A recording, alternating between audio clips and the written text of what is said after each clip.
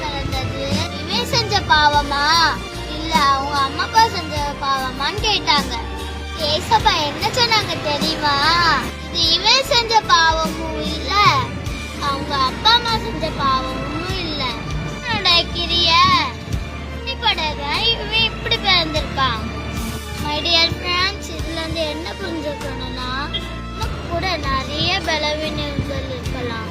நம்ம சுத்தி இருக்கிறவங்க சொல்லலாம், இது இவன் செஞ்ச பாவத்தினால வந்துச்சா, பெத்தவங்க செஞ்ச பாவமா அப்படின்னு சொல்லலாம். ஆனா ஒண்ணுமே இல்ல ஃப்ரெண்ட்ஸ், நம்ம நிமித்தமும் தேவனோட கிரியைகள் வெளிப்படுறதுக்கு தான் இந்த பலவீனங்கள். அதனால யாருமே ஃபீல் பண்ணாதீங்க.